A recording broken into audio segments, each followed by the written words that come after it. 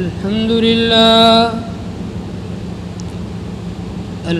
لله نحمده ونستعينه ونستغفره ونؤمن به ونتوكل عليه ونعوذ بالله من شرور أنفسنا ومن سيئات أعمالنا من يهده الله فلا مضل له ومن يضلله فلا هادي له ونشهد أن لا إله إلا الله وحده لا شريك له ونشهد أن سيدنا وشفيعنا وسندنا ومولانا محمد صلى الله تعالى عليه وسلم وعلى آله وأصحابه أجمعين.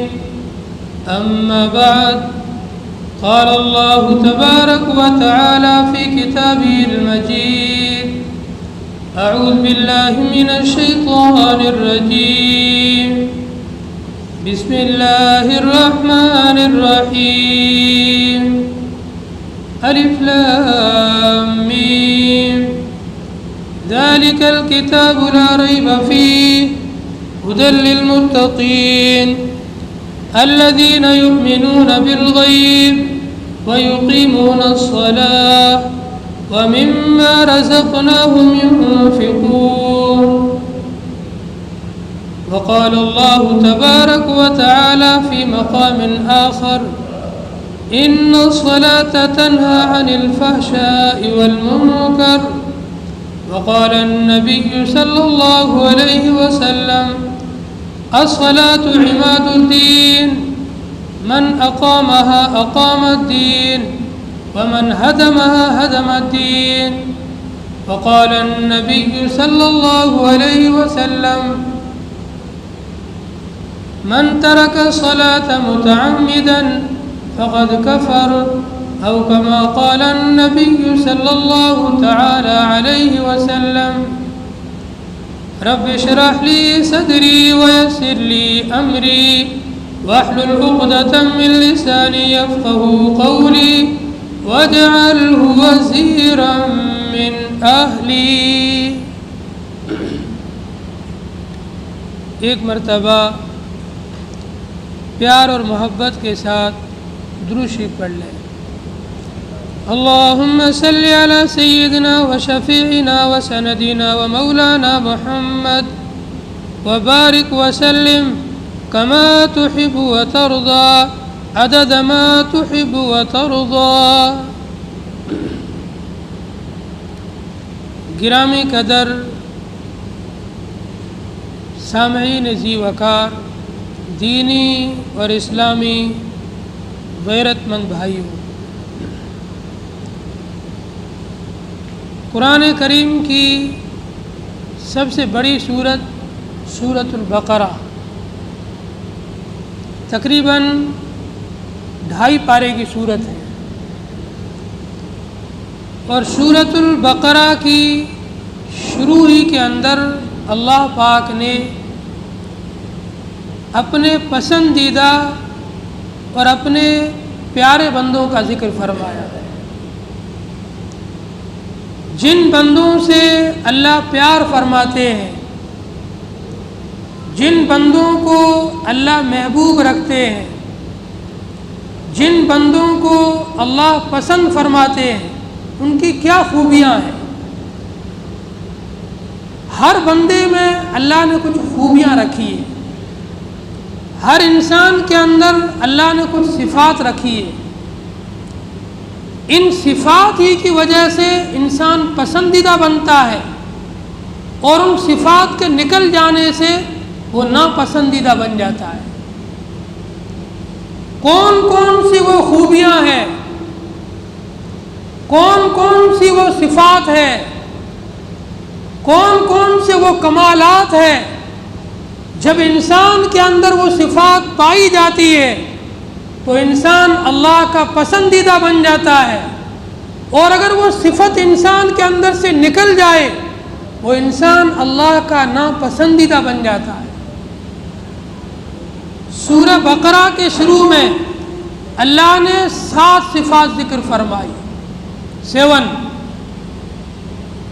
جس بندے کے اندر یہ 7 خوبیاں پائی جائے گی، یہ 7 عادتیں پائی جائے گی، یہ 7 صفات پائی جائے گی، وہ متقی کہلائے گا۔ اور ان اللہ یحب المتقین، اللہ تبارک و تعالی متقیوں سے پیار فرماتے ہیں، متقیوں کو پسند فرماتے ہیں۔ متقی اللہ کی نگاہوں میں پیارے ہیں اور پسندیدہ ہیں۔ متقیوں کی صفات بیان کرتے ہوئے سب سے پہلی صفت الف لام میم ذالک الکتاب لا ریب فیہ ھدی للمتقین الذین یؤمنون بالغیب، یہ ان کی پہلی صفت۔ متقی وہ لوگ ہیں، اللہ کے پسندیدہ وہ لوگ ہیں، اللہ کے پیارے وہ بندے ہیں جو بن دیکھے ایمان لاتے ہیں۔ ایمان بالغیب، اللہ کو دیکھا نہیں ہے لیکن مانتے ہیں اللہ ہے، نبی کو دیکھا نہیں ہے لیکن مانتے ہیں نبی آئے تھے، قرآن کو اترتے ہوئے دیکھا نہیں ہے لیکن مانتے ہیں قرآن آسمانی کتاب ہے، سچی اور برحق کتاب ہے، رسولوں کو دیکھا نہیں ہے لیکن مانتے ہیں اللہ کے رسول سب برحق ہے، جنت و جہنم کو دیکھا نہیں ہے لیکن مانتے ہیں جنت و جہنم برحق ہے، موت کے بعد دوبارہ زندگی کو دیکھا نہیں ہے لیکن مانتے ہیں موت کے بعد زندہ ہونا ہے اور حساب و کتاب ہونا ہے۔ اسے بولتے ہیں ایمان بالغیب۔ جو ایمان بالغیب لاتے ہیں یہ اللہ کے پیارے بندے ہیں، اللہ کے پسندیدہ بندے ہیں۔ اور ان اللہ کے پیارے بندوں کی دوسری صفت یقیمون الصلاۃ، عربی کے اندر نماز کے لیے صلاۃ کا لفظ بولا جاتا ہے، عربی میں صلاۃ، اردو میں نماز، اور نماز کو قائم کرتے ہیں۔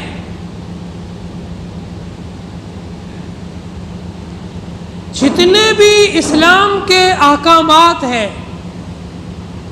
ان سب کے سب احکامات میں سب سے اللہ کا بڑا حکم نماز ہے۔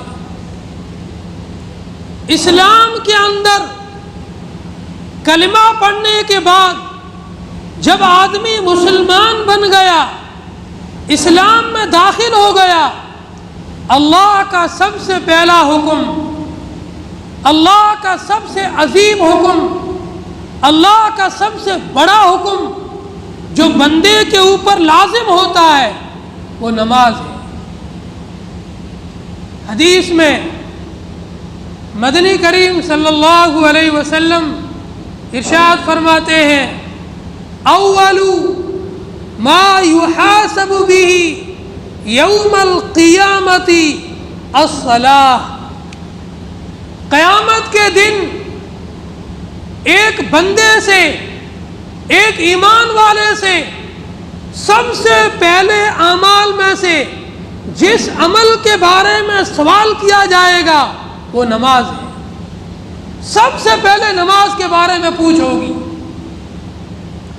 اگر بندے کی نماز ٹھیک نکل آئی، پوری نکل آئی، اللہ فرمائیں گے میرے اس بندے نے میرے دین کے سب سے بڑے حکم کو، سب سے بڑے رکن کو مکمل طور پر ادا کیا ہے، اس نے اس کا پورا لحاظ رکھا ہے، اس نے نماز کا پورا خیال رکھا ہے، اس نے نماز کی پوری پابندی کی ہے، اس کی نماز پوری نکل آئی، اس کے ساتھ آسانی کا معاملہ کر دو اور اس کے لیے جنت کا فیصلہ کر دو۔ اور اگر نماز میں کمی نکل آئی، نماز پوری نہیں ہوئی، اللہ فرمائیں گے میرے اس بندے نے میرے دین کے سب سے بڑے حکم کو بھی پورا نہیں کیا، دین کے سب سے بڑے رکن کا بھی خیال نہیں رکھا، تو بقیہ اعمال کا کیا ہوگا؟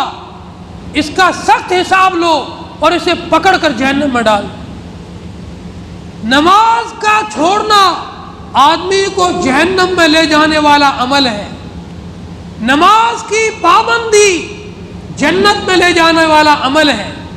اس سے بھی زیادہ پیاری حدیث، ہر بات قرآن و حدیث کی روشنی میں کروں گا۔ دوسری حدیث آپ نے فرمایا، حدیث قدسی ہے، اللہ فرماتے ہیں جو شخص، جو بندہ، جو مومن، جو مسلمان 5 وقت کی نماز کو پابندی کے ساتھ ادا کرے گا، میں اللہ گارنٹی لیتا ہوں، ضمانت لیتا ہوں کہ اسے اپنی جنت میں داخل کروں گا۔ وَمَن لَمْ يُقِمْ وَمَن لَمْ يُعَظِمْ، اور جو نماز کی پابندی نہ کرے، نماز کو پورا اہتمام کے ساتھ نہ پڑھے، کبھی پڑھ لیا، کبھی چھوڑ دیا، کبھی پڑھ لی، کبھی ترک کر دیا، فَلَمْ يُزْمِ اللَّهُ، اس کے لیے میری کوئی ضمانت نہیں، میری کوئی گارنٹی نہیں، چاہوں گا تو اپنی رحمت سے معاف کر دوں گا اور چاہوں گا تو جہنم میں بھیج دوں گا۔ اس لیے نماز کی پابندی پر اللہ کی طرف سے جنت میں داخلے کی بشارت ہے، اور نماز کے ترک پر جہنم کی وعید ہے۔ حدیث میں آتا ہے نماز کو چھوڑنے والا کل قیامت کے دن اس کا حشر ابی بن خلف کے ساتھ میں ہوگا، حامان کے ساتھ میں ہوگا، شداد کے ساتھ میں ہوگا، اور بھی بڑے بڑے کافروں کے نام آئے ہیں، ان کے ساتھ میں ہوگا۔ اس لیے اسلام کا سب سے عظیم رکن، اسلام کا سب سے بڑا رکن یہ نماز ہے، اور نماز کی قرآن میں کتنی بڑی تاکید آئی ہے۔ اللہ قرآن میں بار بار فرماتے ہیں اقیموا الصلاۃ وآتوا الزکاۃ، نماز کو قائم کرو اور پھر زکوٰۃ کو ادا کرو۔ ایک موقع پر فرمایا ان الصلاۃ تنہی عن الفحشاء والمنکر، نماز اتنی بہترین چیز ہے، نماز اتنی اچھی صفت ہے، انسان کو بے حیائی اور برائی کے کاموں سے روک دیتی ہے۔ جس انسان میں کوئی بری عادتیں پائی جاتی ہو، جس انسان کے اندر کوئی بری خصلت پائی جاتی ہو، وہ نماز کی پابندی شروع کر لے، پابندی سے نماز پڑھنے کا اہتمام کرے، آہستہ آہستہ یہ برائی اس کے اندر سے نکل جائے گی اور یہ انسان خوبیوں والا اور اچھائیوں والا بن جائے گا۔ ان الصلاۃ تنہی عن الفحشاء والمنکر، یہ نماز انسان کو بے حیائی اور برائی کے کاموں سے روکنے والی ہے۔ حدیث کے اندر نبی علیہ الصلوۃ والسلام ارشاد فرماتے ہیں الصلاۃ عماد الدین، من اقامها اقام الدین ومن ہدمها ہدم الدین، نماز یہ دین کا پیلر ہے، اسلام کا ستون ہے۔ جب تک انسان نماز کو قائم رکھے گا، نماز کو پڑھتا رہے گا، اس کا دین بھی پیلر پر باقی رہے گا، اس کھمبے پر باقی رہے گا، اس ستون پر جمع رہے گا۔ جب انسان نماز کو چھوڑ دے گا، جیسے پیلر کے بغیر چھت گر جاتی ہے، ایسے ہی اس کا دین گر جائے گا، دین ختم ہو جائے گا۔ اسی حدیث کو سمجھانے کے لیے ایک اور حدیث نبی نے ذکر فرمائی من ترک الصلاۃ متعمدا فقد کفر، جس نے بغیر کسی عذر کے جان بوجھ کر نماز کو ترک کر دیا، جان بوجھ کر نماز کو چھوڑ دیا، اس نے کافروں والا عمل کیا۔ عملی طور پر اس میں اور کافروں میں کوئی فرق نہیں ہے، صرف نام کا یہ مسلمان ہے، نام کا یہ اسلام والا ہے، باقی اس میں اور کافروں کے عمل میں کوئی فرق نہیں ہے۔ اتنی بڑی وعید حدیث میں آئی ہے۔ ایک اور حدیث کے اندر نبی علیہ الصلوۃ والسلام نے نماز کی فضیلت کو سمجھانے کے لیے فرمایا، اے میرے صحابہ مجھے بتلاؤ، ایک آدمی اپنے گھر سے اپنی دکان یا فیکٹری جاتا ہے، اس کے گھر سے جب یہ چل کے دکان جاتا ہے، بیچ میں 5 نہریں پڑتی ہیں، جاتے ہوئے اور آتے ہوئے 5 نہروں سے اس کو گزرنا پڑتا ہے، یہ نہر کے اندر سے گزر کے جاتا ہے، تو کیا اس کے بدن کے اوپر کوئی میل کچیل باقی رہے گا؟ صحابہ کہنے لگے جب 5 مرتبہ یہ ان نہر کے پانی سے نہاتا ہوا گزر کے جائے گا اور نہاتا ہوا گزر کے آئے گا تو اس کے بدن پہ کوئی میل نہیں رہے گا۔ آپ نے فرمایا یہی حالت نمازی کی ہے، انسان سے چوک سے خطا سے کسی نہ کسی طریقے سے کبھی گناہ ہو ہی جاتا ہے، کبھی زبان سے کوئی لفظ غلط نکل جاتا ہے، کبھی آنکھ کسی غلط جگہ پڑ جاتی ہے، کبھی معاملات کے اندر کہیں غلط جگہ چلا جاتا ہے، تو کوئی نہ کوئی اس سے گناہ ہو جاتا ہے، صغیرہ گناہ ہوتے رہتے ہیں۔ نماز کی پابندی کی وجہ سے یہ گناہ معاف ہوتے رہتے ہیں اور یہ انسان گناہوں سے نماز کی وجہ سے بالکل پاک صاف ہو جاتا ہے۔ ایک اور حدیث کے اندر فرمایا الصلاۃ الی الصلاۃ والرمضان الی الرمضان والجمعۃ الی الجمعۃ کفارۃ لما بینہما، ایک رمضان سے لے کر دوسرے رمضان تک بیچ میں انسان نے جتنے گناہ کیے ہیں، اگر دونوں رمضان کے برابر روزے رکھے، تراویح پڑھی، ان کی قدر کی، درمیانی سال کے گناہوں کو اللہ رمضان کی برکت سے معاف کر دیتا ہے۔ ایک جمعہ پڑھا اور پھر اگلا جمعہ پڑھنے کی توفیق مل گئی، درمیان میں جتنے صغیرہ گناہ ہوئے ہیں اگلا جمعہ پڑھنے کی وجہ سے اللہ رحمت سے معاف کر دیتا ہے۔ ایک نماز پڑھی، اگلی نماز پڑھنے کی پھر توفیق مل گئی، 2 نمازوں کے درمیان میں جو گناہ ہوئے صغیرہ گناہ یہ اللہ تعالیٰ معاف فرما دیتے ہیں۔ اس لیے نماز اسلام کا ایک عظیم حکم ہے، ایک عظیم رکن ہے، اور اس نماز کا اہتمام اور نماز کی پابندی انسان کے لیے انتہائی ضروری چیز ہے۔ نماز کے بغیر تو انسان کا کوئی حصہ ہی نہیں اسلام کے اندر۔ عمر فاروق رضی اللہ تعالیٰ عنہ جب خلیفہ مقرر ہوئے، جب امیر المؤمنین منتخب ہوئے، تو عمر فاروق رضی اللہ تعالیٰ عنہ نے اپنی خلافت کے اندر چھوٹے چھوٹے صوبے بنائے۔ آج کل جو صوبے بنے ہیں، پھر جو ضلع بنے، جو تحصیلیں بنی ہیں، یہ بھی اسلامی حکومت سے نمونہ لے کر کے اسی سے طرز کے اوپر لوگوں نے یہ سب نظام بنائے۔ جو نظام صحابہ نے تیار کیا تھا، نبی علیہ الصلوۃ والسلام کی تربیت میں رہ کر کے جو نظام سیکھا تھا، ایسی شاندار انہوں نے تربیت پائی تھی، اس نظام کو لوگ قیامت تک کے لیے جب تک اپنائیں گے تو سکون میں رہیں گے۔ جو شریعت کے طریقے سے ہٹے گا، نبی کے طریقے سے ہٹے گا، صحابہ کے طریقے سے ہٹے گا، اسے پریشانی پریشانی اور بے سکونی کا سامنا ہوگا۔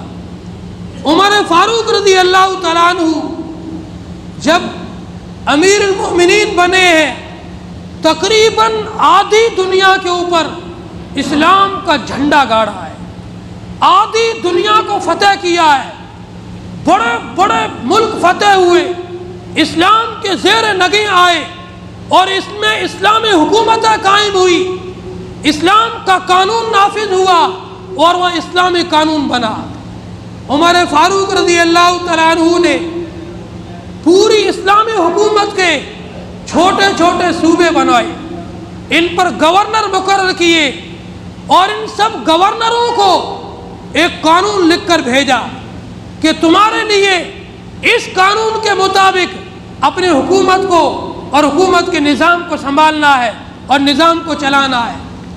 اس قانون کے اندر سب سے پہلے نمبر پر لکھا، ہماری اسلامی حکومت کے اندر، اسلامی نظام کے اندر، اسلامی حکومت کے اندر اللہ کا سب سے بڑا حکم، اللہ کا سب سے بڑا رکن، اسلام کا سب سے پہلا حکم، اسلام کا سب سے عظیم حکم نماز ہے۔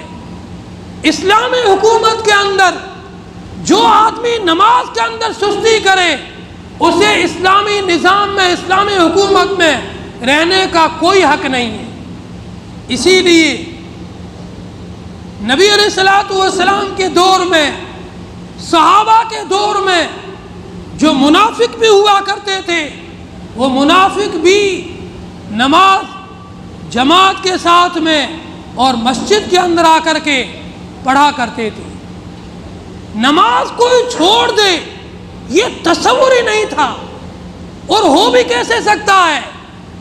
اللہ نے قرآن میں فرمایا، جب جنتیوں کے لیے جنت کا فیصلہ اور جہنمیوں کے لیے جہنم کا فیصلہ ہو گیا، جب جہنمی جہنم میں چلے گئے، ان سے سوال کیا گیا، اور اس سوال کو اللہ نے قرآن میں ذکر فرمایا، ما سلککم فی سقر قالوا لم نک من المصلین ولم نک نطعم المسکین وکنا نخوض مع الخائضین۔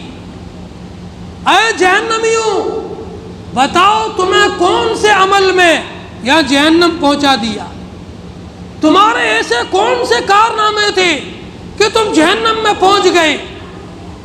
جہنمی کہنے لگے، ہمارے اندر 3 برائیاں تھیں، ہمارے اندر یہ 3 صفات تھی، ان 3 برائیوں کی وجہ سے آج ہمیں جہنم میں آنا پڑا۔ ان میں سے پہلے نمبر کی برائی، لم نکو من المصلین، ہم لوگ نماز نہیں پڑھا کرتے تھے۔ جب نماز چھوڑتے تھے، نماز کے چھوڑنے کی وجہ سے آج ہمیں جہنم میں آنا پڑا۔ دوسری برائی، وَلَمْ نَكُ نُطْعِمُ الْمِسْكِينَ، ہم مسکینوں کو، ناداروں کو، بیواؤں کو، غریبوں کو، بے سہاروں کو کھانا نہیں کھلایا کرتے تھے۔ کھانا کھلانا کتنی بڑی چیز ہے۔ حدیث کے اندر ایک صحابی نبی علیہ الصلوۃ والسلام کی خدمت میں حاضر ہوئے اور سوال کیا، یا رسول اللہ ای الاسلام افضل، اللہ کے رسول بتلائیے اسلام میں سب سے اچھی چیز کون سی ہے، اسلام میں سب سے اچھی چیز کیا ہے، ہمیں بتاؤ تاکہ ہم اس اچھی چیز کو اپنائیں، اپنے آپ کو اچھا مسلمان بنائیں۔ آپ نے فرمایا، تطعم الطعام وتقرئ السلام علی من عرفت ومن لم تعرف۔ 2 کام بتلائے، کھانا کھلانا اور سلام کرنا، چاہے آپ پہچانتے ہو یا نہ پہچانتے ہو، جو مسلمان آپ کو ملے اس مسلمان کو سلام کرنا، سلام کرنا اور کھانا کھلانا، یہ 2 عمل اسلام میں سب سے پیارے اور سب سے اچھے عمل ہیں۔ تو آپ نے فرمایا، جہنمیوں سے سوال کیا گیا، تمہیں کس چیز نے جہنم میں ڈال دیا، جہنم میں پہنچا دیا؟ یہ کہنے لگے، لم نکو من المصلین، ہم لوگ دنیا میں رہتے ہوئے نماز نہیں پڑھا کرتے تھے، ولم نکو نطعم المسکین، ہم مسکینوں کو کھانا نہیں کھلایا کرتے تھے، وکنا نخوض مع الخائضین، اور ہم واہیات کے اندر، تباہیات کے اندر، فضول گفتگو کے اندر، ہوٹلوں پر بیٹھ کر کے گھنٹے گھنٹے گپیں لگایا کرتے تھے اور اپنا وقت ضائع کرتے تھے۔ ان فضول باتوں کی وجہ سے، مسکینوں کو کھانا نہ کھلانے کی وجہ سے اور نماز نہ پڑھنے کی وجہ سے ہم لوگ جہنم میں پہنچ گئے۔ اور نماز کتنی بڑی چیز ہے۔ اللہ نے اسلام کے جتنے بھی احکامات دیے ہیں، ان میں سے کسی بھی حکم کو ادا کرنے کے لیے بار بار متنبہ نہیں کیا کہ آؤ پڑھو، آؤ ابھی حکم ادا کرو.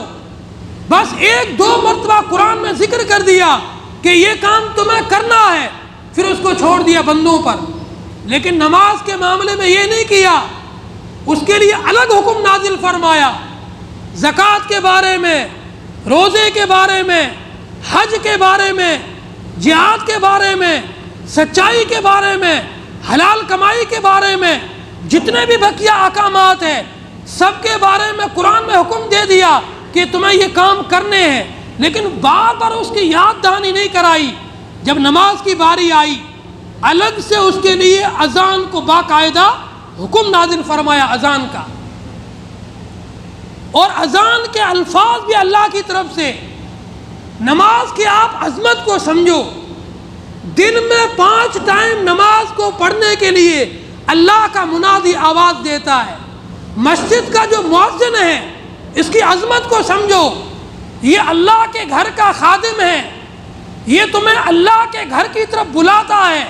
حی علی الصلاۃ، آؤ نماز کی طرف. حی علی الفلاح، آؤ کامیابی کی طرف.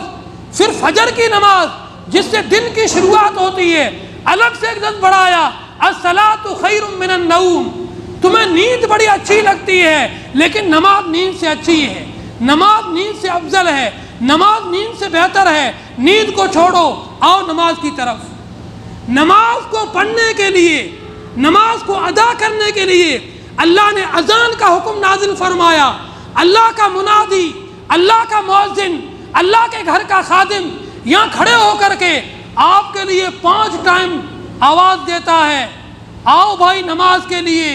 اللہ نے کامیابی نماز میں رکھی ہے، آؤ نماز کے لیے.